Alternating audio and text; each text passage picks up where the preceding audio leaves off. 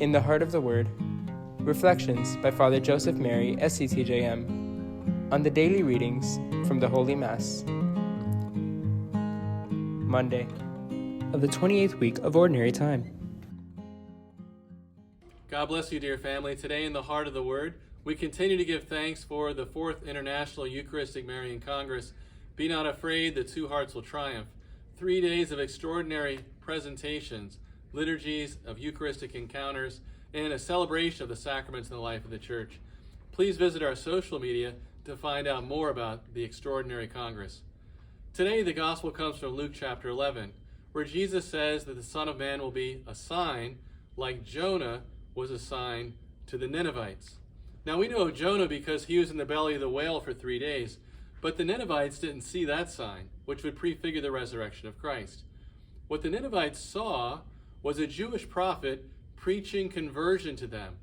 What makes Jonah so unique is that he is the only prophet of the 4 major prophets and the 12 minor prophets who is sent to the Gentiles. And so the Son of Man will be a sign like Jonah.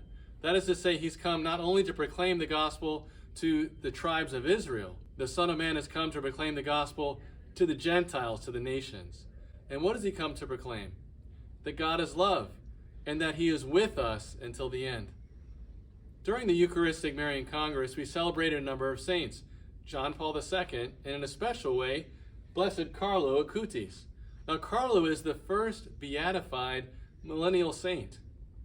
He's the patron saint of millennials, and he's also the patron of the internet, or of social media. Carlo is an extraordinary young man who in 15 years attained the heights of sanctity. He had 2 great loves in his life, the heart of Jesus and the heart of Mary. He would tell his friends as they're going to the beach, you know, if you go to the beach, you'll get a suntan, but if you adore the Lord in Eucharistic adoration, you become holy. On another occasion, Carlo was speaking to some friends who were getting ready to go out for some festivities. And as they went out, he said he was going to spend time with the woman of his life. And the woman of his life is the Blessed Virgin Mary. Carlo loved the rosary. He'd pray the rosary every day, and he'd especially pray the rosary for the conversion of his friends.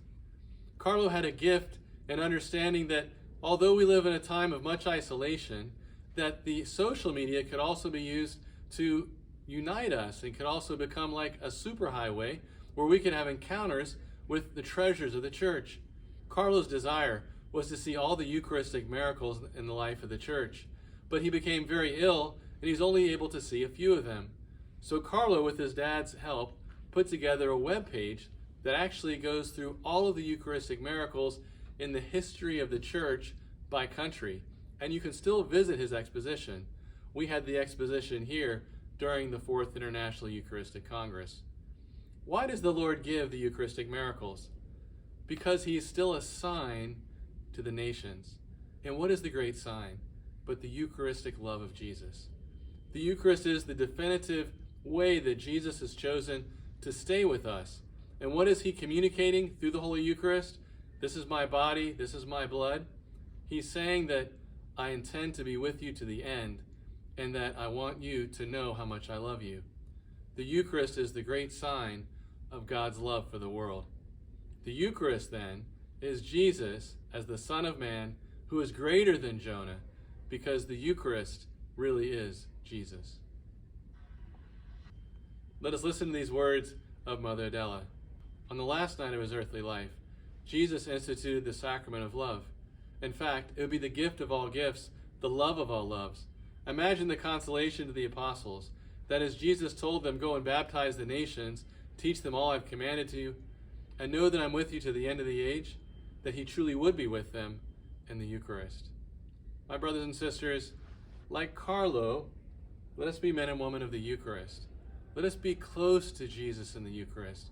Let us find strength from Jesus, who has chosen to be with us in the tabernacles of the world, so that we find peace and all the graces we need to fulfill the desires that God has for each one of us.